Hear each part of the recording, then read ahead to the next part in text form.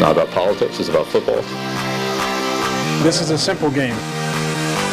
We're going to run the ball, and we're going to pass the ball. We're just going to play football, really. How good of a football player are you? I just get it and try to spin it. That's all. I just love the game. It really is the best time of the year.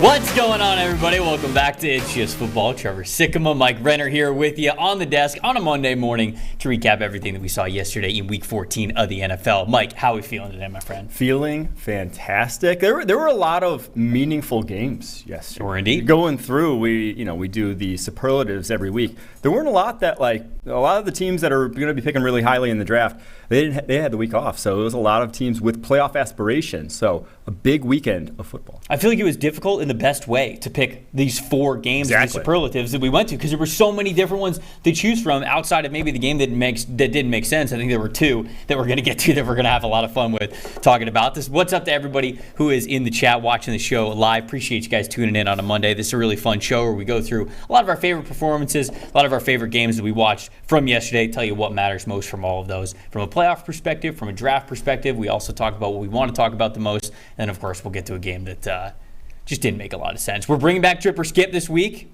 talking about some player fits going into the game, which Mike and I, maybe a coach too, fashion expert. Oh, we got a coach in there for Tripper Skip? Maybe. Potentially. Quinn barging in the show, but I absolutely love it, saying what's up to the production portal guys. Quinn, how are we feeling in there this morning? We got to be feeling good, right? You're right on it. You wanted to get in the show immediately. I love it. Yep. We are ready to go. What jersey we got back there, Eli? Logan Wilson. Probably dog of the week. 17 total tackles. Half a sack. He had 17 tackles? 17 total tackles. Yeah, looks great. Got a game ball. He was literally everywhere. What an absolute animal. That's incredible. A dog, some would say. Well, some would say a dog. I don't know if we would say a dog yet. Maybe the chat would say a dog. But we're not there yet. That's on the Tuesday show. We got a lot to get to here on this Monday show before we get to that point. Shout out to Adam, who was our chat champ for Friday, who gets to be the chat champ today, representing the chat on all things Monday recap show. Before we get into our game superlatives, though, let's refresh the timeline. Let's have a little fun. Let's look at some of the best social clips, some of the best moments that we saw from yesterday, and react to them. We are starting with a social trend that has been taking the world by storm, Mike. Monitoring the season of one Russell Wilson, specifically by measuring his touchdown passes versus the amount of bathrooms that he has in his house. A strange metric, but one that is actually a lot closer than I thought was going to be. So check out the video. I think we got it here for you guys. Russell Wilson was cooking today. Rumors are that yesterday he spent 6 full hours to walk around his entire house and find every single bathroom. He had to visit corridors that he didn't even know existed, but he found every single one and said, "Hey, I'm coming for you." And wow, did it show. Today, Russell Wilson threw 4 touchdown passes, and 3 of them were to the correct team. This means that his total on the season is now up to 11 touchdown passes. Meanwhile, the amount of bathrooms at his house stayed the same at 12. This means that they only have a 1 bathroom lead on the season and are really starting to sweat it out. What a huge, monumental day for Russell Wilson and Broncos fans, as he is now only 1 touchdown pass away from tying the amount of bathrooms at his house. We'll all have to stay tuned. It's close. I didn't think... One away. There were times this year when I didn't think we were going to get it. But a 3 touchdown performance is a damn good one. 11 touchdowns this late in the season is insanity. But at least they look kind of good. They kind of look good. Now, a lot of it was defensively fueled by the 3 picks of Patrick Mahomes. But right. Offense actually finished some of these. No, they did. They did. I actually, we'll get to this game. I'm very curious, and obviously I'm never going to get the answer, but I'm very curious to see how that game would have finished had Russell Wilson been able to finish the game, because he obviously got knocked out with a concussion. But we'll get to that in a second. Somebody in the chat just called me out, and this is a great call out. I forgot question of the day. I forgot the question of the day at the top of the show. Quinn, you got to stop me. Well, no, it's actually a perfect segue because you just mentioned Patrick Mahomes. Oh, nice. All right. Who's the only team that Patrick Mahomes has not beaten? That's a good question. 1 team. I mean, is it the Chiefs? No, it's not. I mean, it's not. Okay, all right. You said one team. He said one team, people. Discluding the Kansas City. Okay. Got him. Discluding the obvious. Okay, all right. So I guess technically, yeah, it's two teams. It's two teams. Probably won the NFC. And don't look it up, chat. Don't look it up. You can look this up. I know you guys can look this up. Don't look it up. Give us a guess. Don't hit Google. Let's see. You can look it up at the end of the show when we give you guys the chance to put your final answers in. But who's the one team he hasn't beat? I'm trying to think. It's got to be an NFC team, right? Got to be an NFC team, I would think. So he started 2018. 2018. So there's probably a division that he's only hit once still. One time. So One 18, time. 19, 20. 1, 2. So he's faced the North a couple times already in the NFC. Oh, gosh. For some reason, I think it's an NFC East team. No reason to believe why, but I just think it's an NFC East team. I'm trying to think. Like Washington. Just never had the chance to beat him. And now there was that year. So I feel like the Chiefs played missed time also. What was it, 2019? Did he miss time? Missed a couple games. Is that right? Yeah. Have they beaten the Commanders? I'm guessing the Commanders. I want to guess the Commanders. I really have no handle. I am not David Solfaro here. I do not have that Chiefs memory. Right. Well, interestingly enough, he came up with this question. Yeah, I bet he asked he did. if we could use this today, and I was like, yeah, let's do it. Yeah, I bet he did. Yeah, I bet he did. So he knows the answer. Daniel said they beat Washington last year. Well, Patrick says Packers. No, they beat the Packers last year without Aaron Rodgers. But was he injured? Because Patrick Aaron Rodgers says was out. Oh, okay.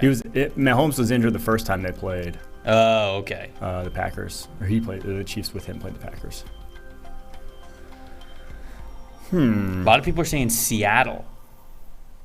I could see that. I feel like they would have played Seattle a decent amount. No? Well, I guess not. NFC team. It's not like it's totally West Coast. I don't know. Yeah. All right. Chat seems to be leaning Seahawks. Maybe something will come to us. Maybe we'll have an epiphany. Maybe we'll get to the end of that. I'm not sure. I guess the Commanders. I was wrong. Did you have an official guess, actually? I'll say the Seahawks, I guess. I don't really have a great. So I guess you're just gonna copy off the chat. It's fine. It's fine. Yeah. All right. We'll see how correct you guys are at the end of the show. Last one for a team that, or going back to refresh time on, I should say. This is a new trend that I love. Cam Taylor-Britt, the corner for the Cincinnati Bengals. They're giving him basically free reign to run around with a camera after victories. And I absolutely love it because it's creating some fantastic content. Here, we got the video for you guys. You can check it out. You lied! Let me run through here. Hey, man. It's the greatest, dog. It's the greatest, dog. No cap. Uh-oh. What y'all say? It's a big dog. Big dog. Big dog. Welcome back to 8, man. Appreciate it, Welcome man. back, baby. Hey, That's the way to man. play. Who they, man? Yes, sir. Good win, Sonny. Good win. Good win. We needed it, baby. Yes, sir, man. That's how we rock out, baby. That's how we go do it. Oh, I got to get over here. Hey, I tell y'all Larry Sunday plays. Good job, Cap. Good job, Cap. Watching. Who they, man? There it is. Who they? Man of the hour. There I am. Man of the hour. Hey, now. There's nothing better than hard cutting a hype video. Just because every moment seems like it's lit, like it's just absolutely lit. You're cutting out the moments where he's walking between lockers trying to find somebody. Instead, it's just handshakes. It's just hey for just like a straight minute, and it's just like I don't know, like it just makes me so happy. I love watching stuff like that. Watching that, it really hits home the difference in access from like when we were growing up. Like what you would get in terms of post-game speeches, in terms of like locker rooms, in terms of just like access to these guys and how much you heard from them versus now. Like back then you didn't get to like actually know who these guys were. All you saw was maybe a press conference from the quarterback, and that was that. Like you really didn't have a handle on what's going on after the game, anything like that. But now it seems like everything that kind of happens around an NFL football team is in some way, shape, or form getting recorded. I love that stuff. It's awesome. Quinn, Eli, how do we feel about it? It's your team right there. Some of the best content that I've seen this year, and this is obvious little homerism, but like the Bengals social media team does a great job with the Zach Taylor's locker room speeches get posted like right after a win. Those are always great. Cam Tam's great. Cam is great, whatever they call that. But like they've like really made it a point to like beef up their social media presence the past few years, and our colleagues down the street are doing very well at it. And and when you have great personalities like that in the team, that's what you got to lean on, right? You don't want to try to force it, right? You don't want to, I don't know, like make anything awkward. But like if a guy like Cam, you're like, here, just take this phone, it's recording. He's just like, all right, bet. And he's just running around and everything like right after the game. That's always going to create the best content. Now the Bengals social team just needs to make Quinn the ruler of the jungle, and they'll be that's right, yeah, batting 1,000. That's true. Quinn, what would you wear if you were ruler of the jungle? What would you wear? I probably wouldn't. No, I'd have like a loincloth. Like I'd be, you know, like you were Tarzan, George like of the jungle. like you were actually, like you just like he's Tarzan. Yeah. Preferably, let's wait until like next September. Yeah, no. He's January. No, you've got to go January playoff game, and you've just got to be standing there full Tarzan, just like hammering away. No, that's so funny. That's incredible. All right, so next refresh the timeline. Brock Purdy making his first start this past weekend, basically showing my Bucs the business.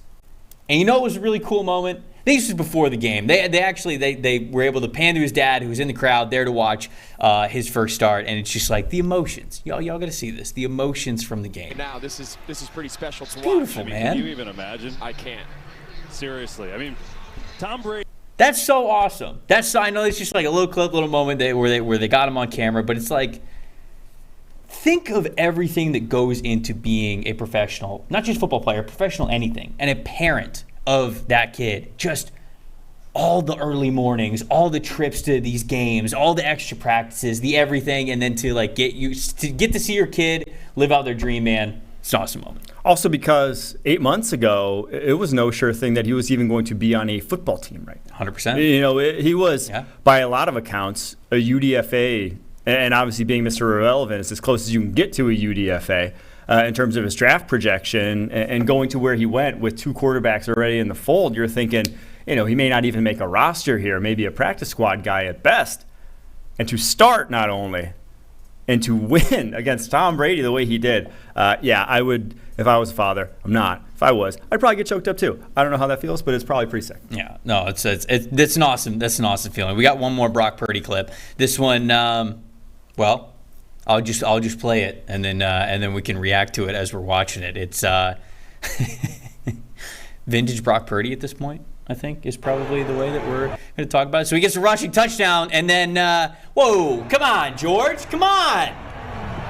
If you guys know the nickname out there, this is kind of a if you know, you know. We're not going to repeat it here because it's a family program here on It's Just Football, but there's a specific nickname about Brock Purdy and his confidence. Does it rhyme with Brock? It does rhyme with Brock. Okay. Yeah. Brock, the Rock, Purdy. Mm-hmm. Yeah, that's what I got. Brock, the clock, because he's timely. Shows up on time. Because he's timeless. Yeah, oh, there you go. Because he's timeless. Obviously, the 49ers are having a lot of fun right now with Brock Purdy as their quarterback because, you know, this is a team, I think I was talking about this last week. For really good football teams, you don't always get to have that underdog mentality. In fact, you don't get to have it very often, right? But when you're the 49ers, you're a team that's absolutely on a roll. You're one of the hottest teams in the NFC. For the first time, and it feels like a little bit in this season, they get to be underdogs, right? They're starting a guy who shouldn't be here at quarterback, and all of a sudden you got people like down him, like, oh, how good could they be with Brock Purdy? And now all of a sudden, that's what happens when teams that have that underdog mentality win. It's just jubilation everywhere. They absolutely love it, and you can see the 49ers are having a lot of fun playing really well with Brock Purdy. I think it might last at this point.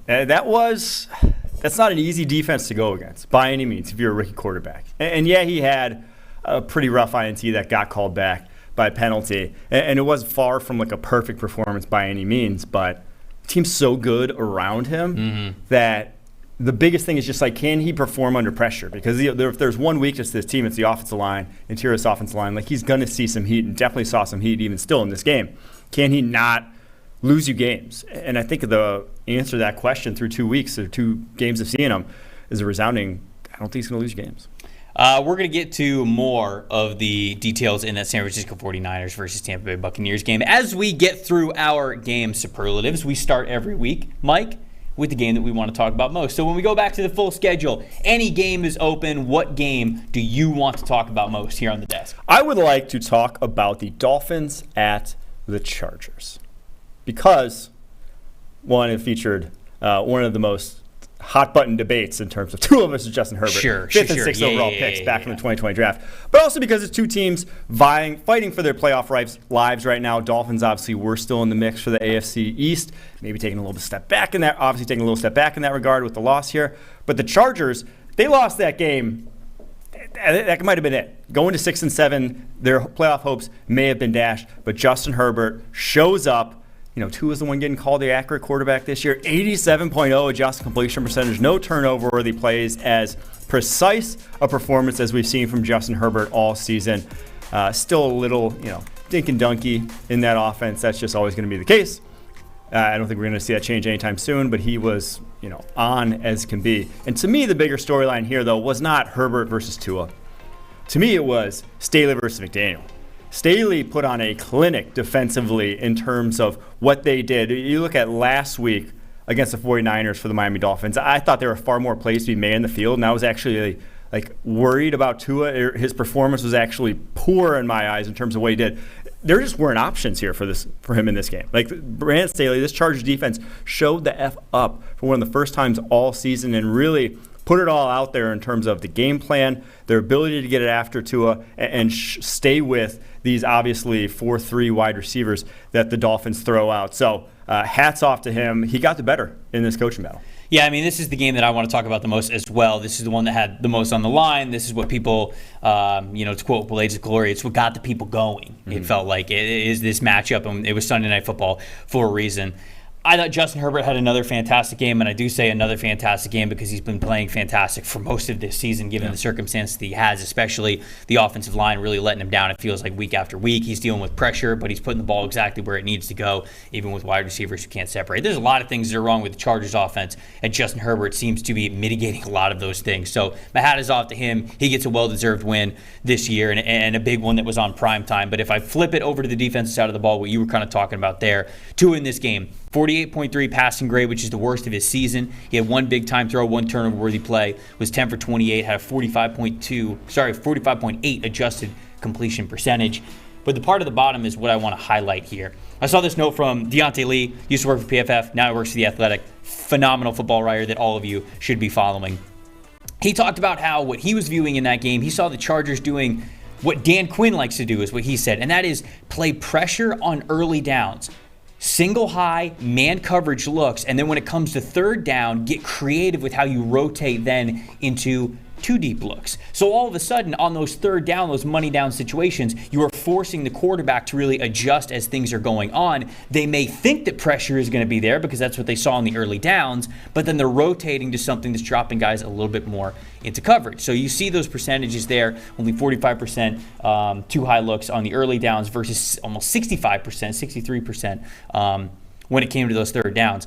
I think the DeMeco Ryans last week may have given the NFL a blueprint here of how to beat this Miami Dolphins offense. And beat is probably not the word that I should use here, because what we see works against the Dolphins is what a lot of people went in this year thinking, oh, you can't do that. And that's play man coverage. And I think when you play man coverage against this team, you are forcing Tua to likely be a creator. Mm-hmm. You are giving him more opportunities to break the pocket, make things happen 4-5 seconds into a play, but that's not Tua's game. That's not really his bread and butter. He had one scramble where he caught a first down, or where he ran for a first down with that being the case, but outside of that, there wasn't a ton there. They were locking guys down. And if you shut down the middle of the field, you basically shut down what Tua wants to do in this offense, even with all the weapons they have. So,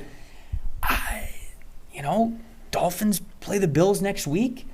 I'm very curious to see if the Bills deploy that same sort of defense against them and what it looks like. Because if it's, again, 3 weeks in a row where they're really clamping down on what Tua and this Dolphins offense wants to do, I think you've got to take that with a decent amount of weight going into the playoffs. Do defenses have the Dolphins figured out this year? That's my question. I will also say that one of the top performers from this game were the lights at SoFi. Two big plays that could have gone differently, where Tyreek Hill loses one, Jalen Waddle loses one up in the air. That, could have changed tides. Like the Miami Dolphins' offense cooking. still is scary. Like those guys on the outside still are scary. Don't want to sit here and say that the Miami Dolphins offense is totally clamped. Exactly. But if you take away clearly what makes Tua most comfortable, we've seen already. When you make him uncomfortable, it's a further drop-off, it feels like, than it is for other quarterbacks. And that's all I'm saying. Like, when you play Tyreek Hill and Jalen Waddle in man coverage, they're going to get you at some point. Those plays are going to come. But if you play like that, is it enough to really beat higher-scoring teams that can maybe light up the scoreboard a little bit on you? Do they have that ability? That's what I'm curious to see as you move forward here at the end of the regular season for what the Dolphins could be in the playoffs. So wanted to make sure that I noted that too, because that was my big takeaway from that game. What about the game that shaped the playoffs? Oh, and this one, I feel like that one shaped the playoffs. Game that shaped the playoffs was the Jaguars going to Tennessee. Wow. And putting a hurt on the Tennessee Titans. Clinic. 36-22 victory. Trevor Lawrence, if you haven't been paying attention, I don't blame you. Jags aren't obviously a big story, but if you haven't been paying attention, Trevor Lawrence has been on fire of late. Last 6 weeks, 91.0 passing grade, second highest in the NFL. Trail is only Joe Burrow there. 91.3 passing grade this past week was the highest in Week 14. 3 big-time throws. Obviously, his one turnover where they play ended up resulting in a touchdown too, which always is going to be nice if you're a quarterback. Had that one slip through a defender's hands. But yeah, Trevor Lawrence, that was not a lot of mistakes. Just like that was damn near perfect quarterbacking from Trevor Lawrence. And if they are like that, and why I say this is the game that shaped the playoffs, they're only 2 games back now of the Tennessee Titans, 5-8. Tennessee Titans are 7-6. They play the Tennessee Titans in Week 18. So they really only need to make up one more game over the next 3 weeks, that is, prior to Week 18. If they get they go 3-0 over that span. Titans go 2-1. They go 2-1. Titans go 1-2. Week 18 is going to decide the division. So that one has shaped the playoffs. I'm looking at these. I'm looking at the remaining schedules right now. Jags' remaining schedule. They host the Cowboys next week. They're at the New York Jets. They're at the Houston Texans. And then they host the Tennessee Titans. Meanwhile, the Titans, they're at the Chargers next week. They host the Houston Texans. They host the Dallas Cowboys. And then, of course, it's the Jags. They have like identical schedule. Identical, yeah. Yeah. You're just flipping the New York Jets. The Jags play the Jets, and the Titans play the Chargers. Other than that, it's very similar there with the opponents that they have. So, I mean, I think with similar schedules, especially with them playing in the final week of the season, the better team really might make it into the playoffs. Yeah, exactly. Like you get to see over these next 4 weeks. Which is nice. I'm worried about the Titans, man. I don't even know what they are at this point anymore, right? I mean, last 3 games, they're 0-3. It's a close loss to a good Bengals team. It's a blowout loss to a good Eagles team. And then it was this week, which was a game where they had the lead at home and then got blown out by the Jags in the second half especially. What are we making of this group? Like, this it feels like the worst of the Titans now, where I think everybody always talked about this team as like, okay, well, is this a comeback team? Can they play from behind? And it just doesn't feel like they can right now. Well, they're also decimated by injuries on the defensive side of the ball. I'll say as well, losing Christian Fulton last week when he got truck sticked by A.J. Brown is massive. He was like their number 1 corner. He was still playing well. Now you're throwing out Roger McCreary, Terrence Mitchell. That's worrisome. And David Long Jr. out as well, which is big because he was playing fantastic. I'll just say before I move on to my game, it's awesome watching Trevor Lawrence be confident. Yeah. Right? It's like what we saw from Justin Fields earlier in the season, where they kind of adjusted some things, got him more into the design run game, and you could just see Fields' confidence be boosted. The passing game is still a work in progress for Justin Fields, but at least he looks confident operating whatever it is. Yeah. So now we're seeing that from Trevor Lawrence as well. You're giving him opportunities. He's playing confidently, and we're seeing, as you pointed out, fantastic results. The game that I think shaped the playoffs, Jets and the Bills. Bills end up winning this game. But I was still encouraged by the fight that the Jets had. It's still a really damn good defense. It's in New York. Mike White's still figuring things out. It's a tough time to go to Buffalo anytime it's in December, January, anything like that. So it was a close game all the way to the very end, honestly. But the reason why this one shaped the playoffs, and something I'm monitoring now as we get towards the end of the regular season, the consistency with the Bills' offense. Bills' offense feels like it's got as high of a ceiling as almost any team in this league. But the consistency and the variance from it is something that I'm really worried about. 5 punts through the first 5 possessions yesterday. then 20 points in their 4 middle possessions. They went touchdown, touchdown, field goal. And then to end the game, they went safety, punt, and then kneel down to win the game in their last 4 possessions. 190 of their 232 total yards came in that block of 4 drives right in the middle of the game. That was right around the half. None of their scoring drives lasted longer than 2 minutes and 39 seconds.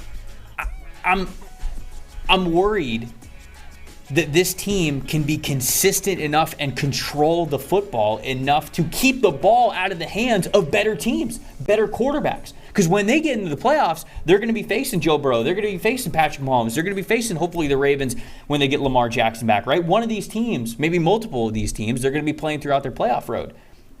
Sometimes the best strategy, the best defense against those kinds of quarterbacks is you just keep the ball out of their hands. You've got to have these sustained drives. Scoring points is obviously what's most important. They're scoring points and they're executing when it looks good. It looks great with Buffalo. But I'm a little bit concerned about the inconsistencies of the offense and how much control they can have with time of possession. Yeah, their offensive line's just, it's not that good, truthfully. I mean, Josh Allen, his mobility has really kind of smoothed out or made this offensive line look a lot better. But Spencer Brown right now, second-year offensive tackle, Northern Iowa, he's 35 pressures on the season, allowed 7 pressures in this game. He's a liability over there that has to be accounted for on the right side, or else, you face some better pass rushers in the playoffs. They're going to be able to take over games against a guy like that. All right, what is your game that shaped the draft? This one was tough because, again, there weren't a lot of really top 5 to 10 teams playing this weekend, obviously going back to Thursday night. That had a big shaping on the draft. But the game I picked was Panthers at Seahawks, because the Panthers are now kind of playing their way out of that vaunted spot to draft quarterback. And Sam Darnold, he looks okay. He's got to kick around the league for forever. Maybe he has a Geno Smith outbreak 8 years from now. Outbreak kind of sounded bad with Sam Darnold's mono diagnosis. But has a breakout. There you go. That's probably the better way to phrase it. A few years from now, but he's not the quarterback of the future. But now you're drafting number 9 overall. And yeah, you gave yourself some more ammo, some more firepower to trade up with that Christian McCaffrey trade, and that was their sort of rationale for doing so in the first place. But number 9 overall is if that's where you're ending up, or even higher, because obviously they control their own destiny now for the playoffs with the Bucs still on their schedule, having beaten them already.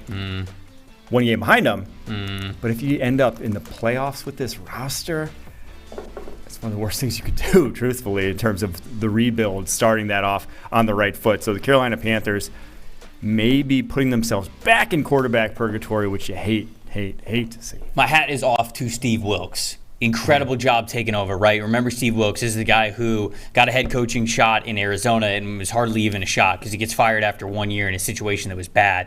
He ends up going to college, was the defense coordinator for the Missouri Tigers for a little bit there. Then he pops over, gets back into the NFL under Matt Rule's staff. Matt Rule obviously gets fired. Steve Wilks takes over because he's got the experience. And man, this team has looked night and day.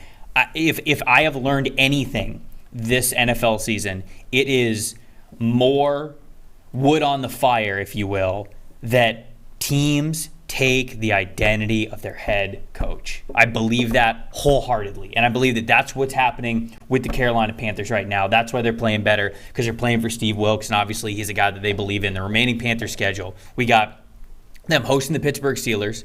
They're hosting the Detroit Lions. This is going to be a tough one. To Tampa against the Buccaneers, and then at New Orleans as well. So those are their last 4 games now. Panthers entered this week with a 5 to 6% chance, depending on where you look, for odds to make the playoffs. Now it's at 18 to 19%. Look at this defense under Steve Wilks. Points allowed the last 3 games. It was 15, 3, 10, and then 24 technically yesterday, but that was kind of that BS touchdown at the very end. It should have been 17. EPA per play allowed the last 4 weeks, Mike. 3rd best defense in the NFL. Has nothing to do with Sam Darnold, right? Like, this team and the success they're having has nothing to do with Sam Darnold. Sam is just not ruining it for them. But it's on the opposite side of the ball. It's in Steve Wilks' expertise. Where is that defense? They're playing unbelievable. Panthers own the tiebreaker over the Buccaneers, already solidified the tiebreaker over the Atlanta Falcons, and own the tiebreaker over the New Orleans Saints. They play the Bucs and the Saints down the stretch this season. This is a team that, you said it, controls their own destiny. There is a reality that exists where the Carolina Panthers went into this season with Matt Rule, fired Matt Rule 5 games in, and could still host a playoff game as division winners. It's unbelievable. The NFC South, baby. Somebody's got to win it. But it's very NFC Easty from a couple of years back. It is. Where it it's is just very like much. you really don't want to get that last playoff spot at this point. What about the game that didn't make any sense for you? Game that didn't make any sense was the Chiefs at Broncos. It was 27-0. This is a funny midway one. through the second quarter. I believe I tweeted out how many quarters would it take for if the Chiefs put in their backups now to the Broncos to take the lead. Well, it was pretty close to 2 quarters with the Chiefs. The starters. So, yeah, that was a wild-ass game. Russell Wilson had 3 touchdown passes. He had only had 2 touchdown passes in 1 game prior to this season. We obviously make jokes about him and his toilets in his house compared to his touchdown passes, but, like, it's been awful. Didn't have a turnover-worthy play for his 4th straight game.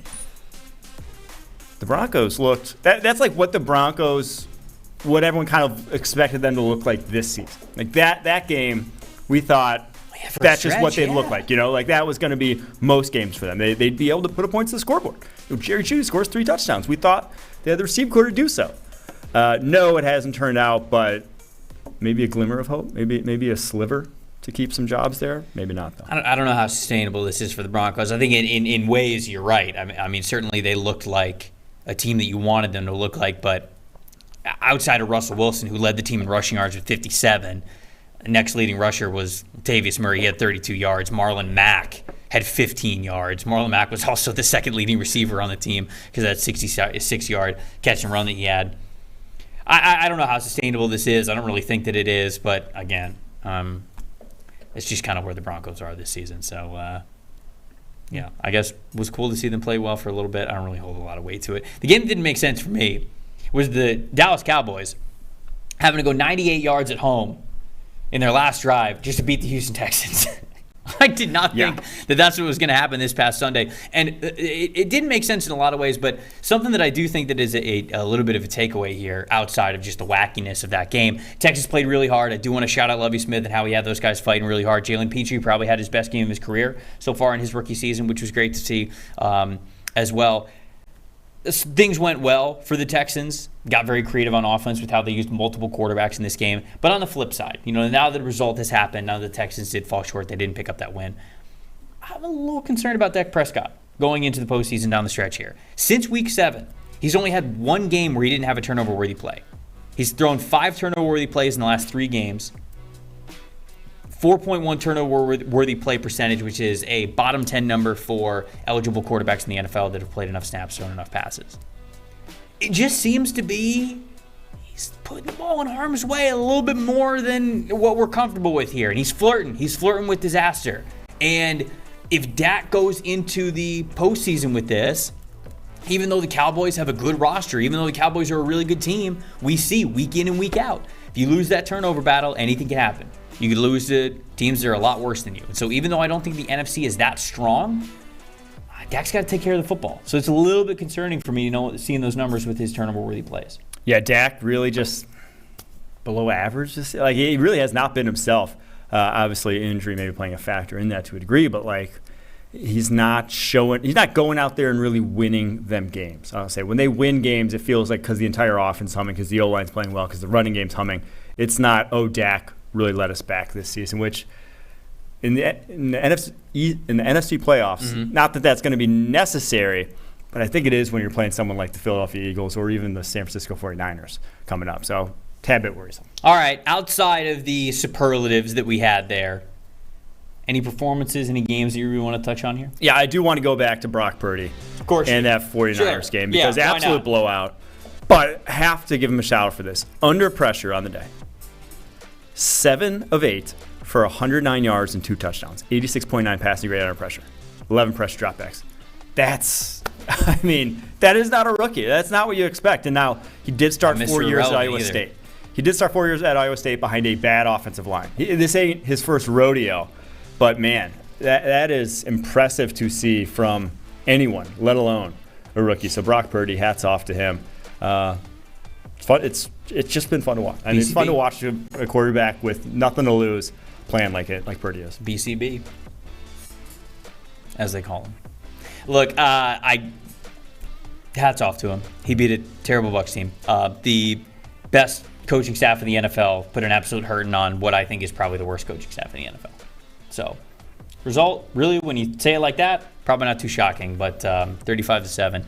Not great for a Tom Brady homecoming, as everybody in the media proclaimed it to be before the game. I want to talk about the Eagles. I have a take here. I'm curious to hear what you think about it, because I said this on the podcast yesterday. I feel like the Philadelphia Eagles, after another major win, 12-1 on the season, clearly the number one team in the NFC. The Eagles, to me, feel like the Ohio State Buckeyes of, let's say, 2012 to 2018, right? There was a stretch of 5 or 6 years in there where there was no other team in the Big Ten. There was no team in the Big Ten that was even coming close, it felt like, to Ohio State most years. I know people can point to certain losses, but like, it always felt like this was an extremely talented team. They were going to basically run the table, if not just have one loss and that's it. And we really weren't going to know how good Ohio State was until they made it to the college football playoff, until we got to the postseason in college football. Mm-hmm. I'm not saying that to be a slap in the face of the Philadelphia Eagles. Ohio State won the national title a couple of these years. We obviously found out they were very good. But with the Eagles, I don't think we're really going to know just how good this team is until they get to face a great team in the AFC when they probably meet them in the Super Bowl. I think this team is Super Bowl bound. I don't think that there's any real team in the NFC, maybe outside of Brock Purdy continuing to play incredible, that can match up to them. But that's the vibe that I get from the Eagles. I like that take. They are just such an incredibly talented football team that honestly hasn't been tested that much this year. And I think, just for everybody to calm down, so you're going to freak out about it, this is still a tier 1 team in the NFL. I'm not saying this is a backhanded compliment to the Eagles, but this is the situation that we're at here, where week in, week out, the Eagles steamroll every opponent. And part of me just goes, can we just fast forward to the Super Bowl already? See who the Eagles are going to play? I'd love for them to play the Bengals, the Chiefs, the Ravens, the Bills, whoever it's going to be in the Super Bowl, because that's going to be the game that I'm really looking forward to the most with them. So that's my take. No, the Eagles look a house right now. I did want to highlight 2 other games, though. Lions deserve some love. Hottest team in the NFC. Well, you sat here and lamented how they were favorites against the Vikings. Well, that's how they were favorites against the Vikings. Their matchup against the Jets next week, must-see TV. Flex that game to primetime. No clue how that process works. They're a 1 p.m. game right now, but that, to me, is the best game on paper next week that we'll see. So, love that one. What was the other game I wanted to touch? I forgot the other game I wanted to touch, but here we go. Dude, the Lions are, it's just, they're firing all cylinders, man. Goff is playing some of the best ball that he's played since I feel like that year with McVay where he took him to the Super Bowl, right? I mean, he's playing very confident. He's making good decisions. Ben Johnson's doing an excellent job as offensive coordinator there. He's putting him in great decisions. And we're talking all year long about how you can't just do it with Amon-Ra St. Brown. Well, I mean, I know Jameson Williams scored a touchdown yesterday, but it feels like Amon-Ra St. Brown's like all they need. The rest of them are just, additional pieces that they make it work throughout the day. So one of the best offenses in the NFL, you, to your credit last week, said, hey, hottest team in the NFC. Yeah. And here we are on a Monday, and they are still hottest team in the NFC. I remember the other game I want to touch now. I don't know how I forgot because I was blocked from it. Browns, Bengals, statement win. First time Joe Burrow's beaten the Browns in his career, but also Deshaun Watson. 23 offensive drives now for the Browns. They've scored 16 points on 23 drives. Less than a point per drive. Worst offense in the NFL since he took over. That's a touch worrisome, I'll say. Just a touch. Bengals weren't like super dominant against the Browns, but there were moments again where they were just reminding you how good this offense is. So I mean, like, it didn't even need to look like that. I felt like I saw people on the timeline trying to nitpick the Bengals yesterday. I was like, it was fine. 13-point win. Come on. Joe Burrow was carried by Trent Irwin and yes, Trent Taylor. Yeah, real elite wide receivers this time. I mean, as we've often said on this show, Burrow's just being carried by those guys. It is. He's just a product of the talent around him. Every week-on quarterback is. We've never said that on this show, just to be perfectly clear. All right, those are our games. We'd love to hear what you guys talk about. I feel like a lot of people in the chat are talking about Jared Goff. Do you have any updated Jared Goff thoughts right now? Nope. Still Jared Goff. All right. He's under contract for next year. He is. So, I mean, it's not like they have to make a decision on whether or not they're going to sign him. It's just how aggressive do you want to get for a quarterback, which I have a feeling we're going to touch a lot on the Wednesday show when we really dive into the draft angle of what's going on in the NFL. So now it's time for Drip or Skip, baby. Let's have a little bit of fun with this. Let's get our fashion hats on. Let's judge what people wore to work, because you guys get to judge what we wear to work all the time. Now we're going to do that with NFL players. We're going to have a little bit of fun with it. First one here, if we've got these teed up, I think it's the Patriots linebackers. I haven't seen this one. Actually, I haven't seen any of these. Yep. Whole linebacking core wears the matching starter jackets from Homage, which are fire, by the way. That's sick. With the number, personalized. Oh. I love it. I absolutely love it. These throwback starter jackets from Homage are elite. They're elite. It reminds me a little of, you remember when the Texans wore Letterman jackets? Letterman jackets, yes. This is a way cooler version of that. Against the Patriots and got the shit kicked out. Yeah. of them. Letterman jackets, lame, even though I remember still that wear very my high school Letterman jacket to remind people I was a three-sport athlete. But See, I never had a Letterman jacket. Really? Yeah. I guess like, because it's small warm. high school. Also, it's probably warm that you probably don't even need jackets. Yeah, I'll go with that. It won't go. winter. I won't say it's because of my limited athleticism. I'll say it's because it was too warm. Yeah. Okay. But no, those jackets are fire too. The throwback, beautiful. So that's a drip. This is 1,000% certified drip. Yes. Those jackets are amazing. The throwback starter jackets. The Creamsicle Bucks one that I've worn on this show before is an Homage starter jacket, throwback starter jacket. So, I had to go with drip on this one. Love it when the team's in unison as well. Team synergy. It's fantastic. Yep. All right, what's the next one? What do we got here? King himself. Oh, this is Joey B. He looks like a side character on Friends with the hat, jacket combo. That's not a bad take. It's not a bad take. He looks straight out of like 1997. That's not a bad take. How much time do you think? And the only reason why I say how much time do you think Joe Burrow put into this outfit thought? Because there are times, wasn't it last week where he was wearing the maroon suit? Yeah, which was a drip. Like crazy drip on it. Mm-hmm. And this one, one's a skip. It almost looked like he just, he could have simply looked at his closet and walked out. The hat. Nothing looks bad. No, saying it looks bad. Hat is too casual for the jacket. Is the problem? That's where I think you lose me. You have a disconnect. That's a skip. If he would now, I'm a big proponent of bucket hats. Mm-hmm. Do love a good bucket hat. But it's like you wear a bucket hat with a floral shirt, like a floral button down, and you're golden. But you don't wear it with the black leather jacket, black jeans. Well, he wore all black to a funeral. So he oh, was dressed appropriately for the occasion. That's very true. Jackson Really good Joey one, B. Quinn. What is that? Jacoby said boy band Joey. Not bad. It looks like Chat's pretty like middle on this. The few people at the start were saying drip. Some say skip. Some say just like middle of the road. Nate saying in sync wannabe. That's not bad. It's not bad. Meta says coffee shop patron at number 2. I just don't love this one. I don't love it. If he would take the bucket hat off, now I don't want full bucket hat slander, but if he would have taken the bucket hat off, if he would have worn some nice shades, he would have had the hair done up. Then all of a sudden, that's a power look. Yeah. But the bucket hat, no, not here. All right, what's the next one? Who's next? Ooh, this David Njoku. I mean, I kind of like it. That's hot. Do we have any context on what's going on? I kind of like it. Just a lion? Just absolute power. In the middle there? Do you see the stance, too, with the luggage? He looks fucking enormous there, too. He does. Whatever the he angle looks is. beefed up, too. Yeah. I'm a fan. That's a drip. I like this. And it's one where it's... I like this. Where he can pull this off. Again, you can't be... Mike can't walk in with this. No, just so we're clear. Okay, yeah, obviously. But you can't be like a 5'9" running back rolling in with that, or a cornerback. You better be a big-ass dude. You better have a presence to you to rock that. So hats off to David Njoku. That's a drip. El Mucho Ding Dong says it's got Power Rangers drip. I think he's saying because of the logo in the middle. Like it's got almost like a Power Rangers crest to it. I think he makes it work. I'm with you also. He's got the stature to pull off the look. I like it. I'm going drip. I think he pulls it off well enough. And that's part of it, folks. It's a life lesson. You can wear whatever the hell you want if you want to be confident enough. All right, what do we got next? Who's next? I said we were going to get a coach. The walrus drip. Oh, man. This is Big Red. This is Andy Reid. He almost looks like... I hate the color of this suit jacket. I'll tell you that. He almost looks like an animated character in a movie, right? Because it's such a caricature of a mustache.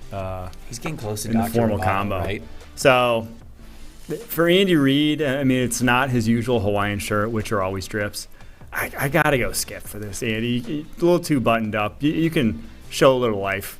That's something that his mom dressed him when he was, going to church growing up. And he hasn't changed at all. So that's a skip. Somebody said The Office drip. Doug said that. Not an expert said high school principal. TJ said State Farm. Look, he's getting State Farm money. Yeah. Come on, you can't put you put a skip on this? I put a skip on it, yeah. Maybe it's a bit for State Farm. Maybe we're going to see this in a commercial here in a couple weeks. Daniel said like Mike's such a hater. Look, man, the guy's going to the office. He's going to the office. It's an office job. It's a business trip. It's a fine combo, whatever. But we're doing a drip or a skip. It is definitely not qualifying as a drip. Let's just keep that 100. If it's not a drip, it's a skip. Griff says he's looking like a Chick-fil-A manager. There you go, yeah. And if that's the case, it's a drip. But I've seen Andy really spiced it up, so maybe for even Andy standards, we have to go with it. We have to go with the skip here. All right, who's next? Who we got? Stephon Diggs. Stephon Diggs. Can't tell because he's in. Is that a beekeeper? That's like an homage to Kanye West, right? And which you don't want. Like no one wants that. Yeah, hands off there. That's doing the most. That's a skip. We can't. If there is one single drip in the chat for this, we can't just normalize. Again, like you said, the beekeeper mesh face mask. That's not. That's not okay. We can't just. That's not how we want. What we want as a society. Whoever's running the account, put in the chat drip or skip Stephon Diggs, and Meta's the first comment just said LOL. Didn't even give an answer, just LOL. Shit. You know what I don't like? Well, I was about to say, you know what I don't like most about this, but there's a lot that I don't like. The jacket is longer than his hands. Mm-hmm. I always hate that. Yes. Oh, it's annoying. I feel like some people, but like that's a fashion thing now. Mm-hmm. Some people do like the jacket goes longer than the hands. I hate it. I will say the rest outside the covered face and the long sleeves, I'm fine with, but that's too much. It's too over the top. Skip. DT Dynasty said you can't wear that and be locked down like he was. I think you can actually. That leads to getting locked down. 83 said you better go for 202 TVs if you're. He's quite literally wrapped up already.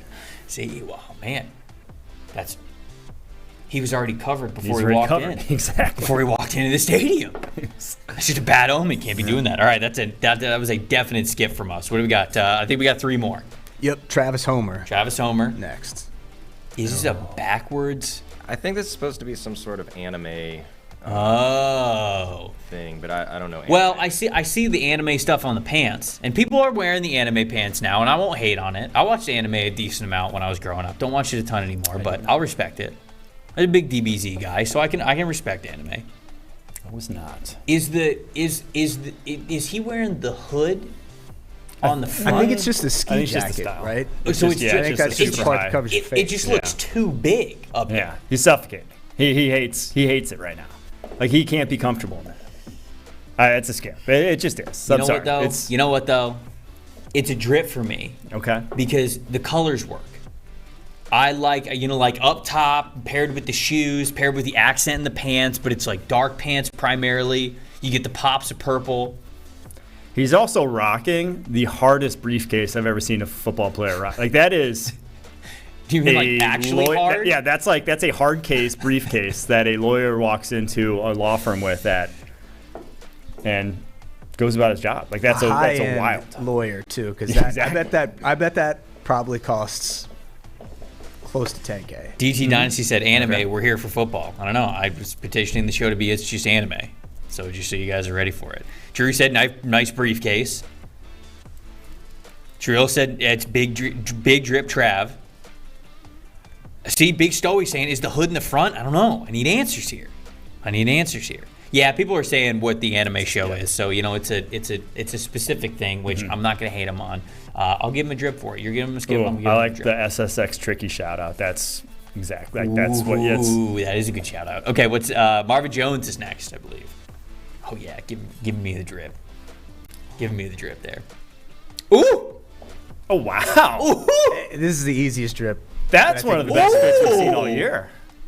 That one's spot on. That one's wow. That was tremendous. What was Marvin's stat line yesterday? Had to be good, right? Jags. It's a great question. Where are we at here?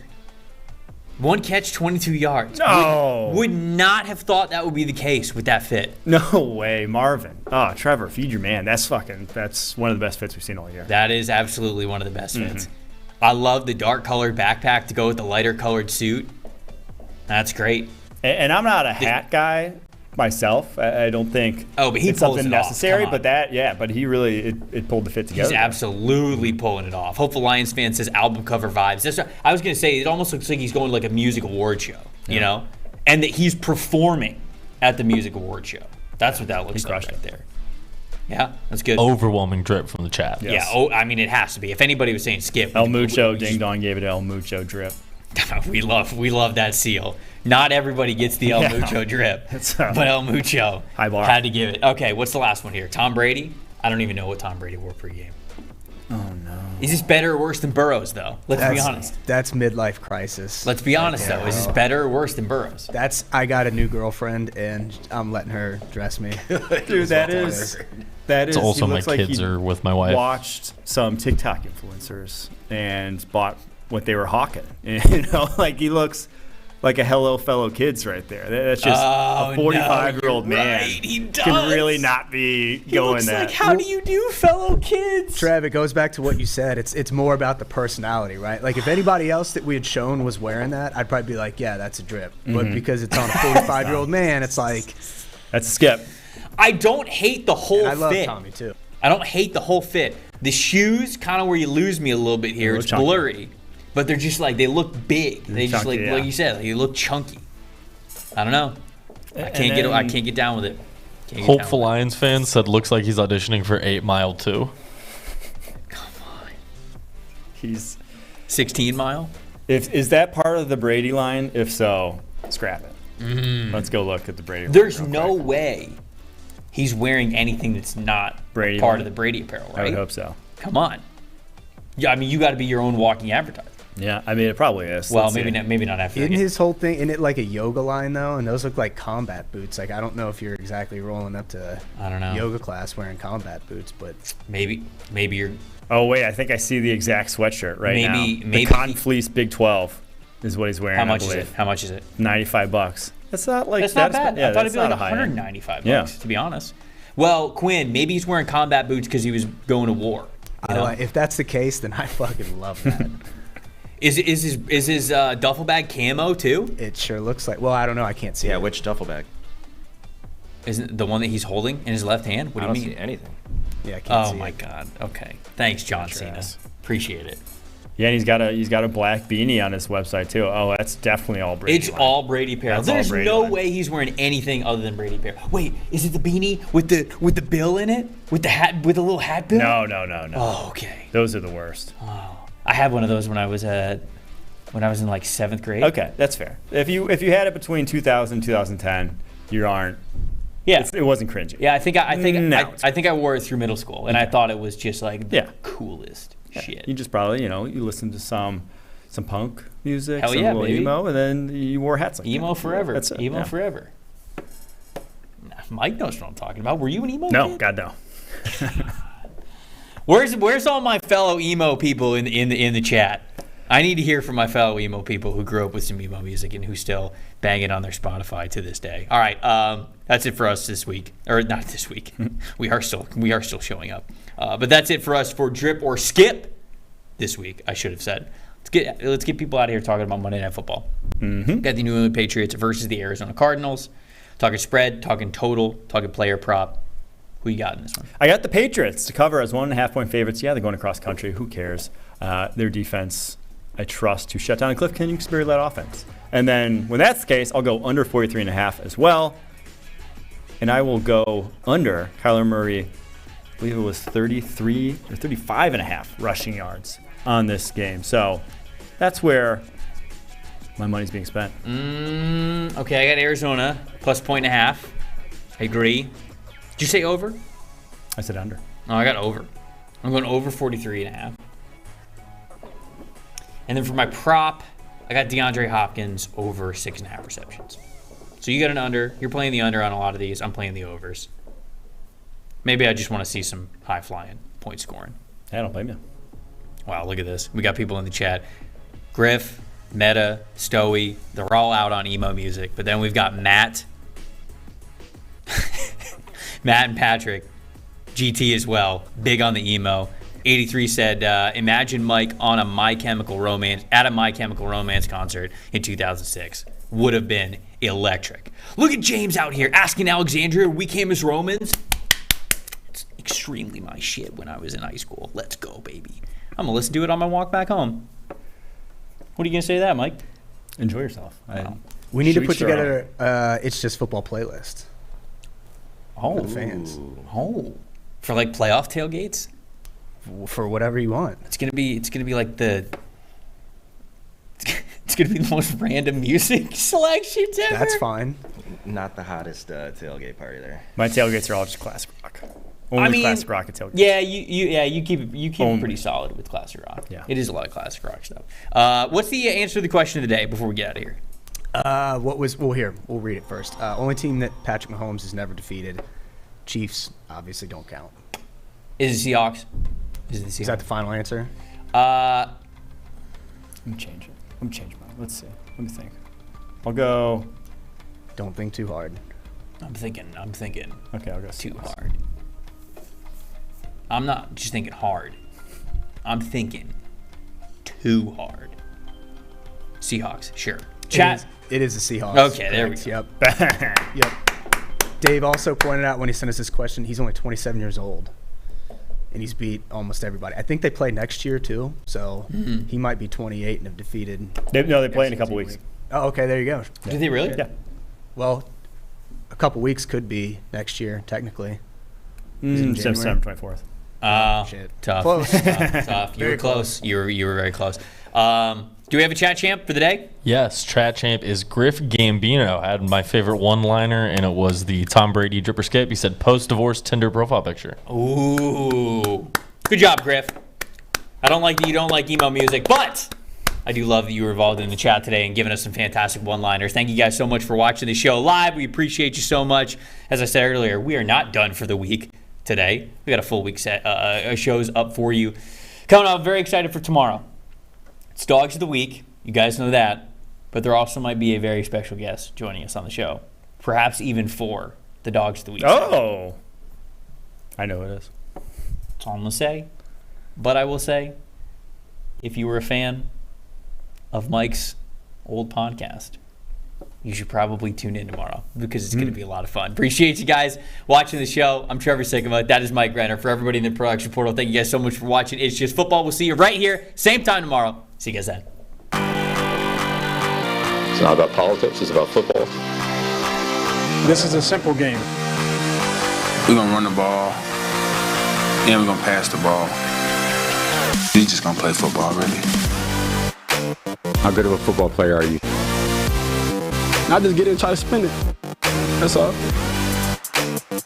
I just love the game. It really is the best time of the year.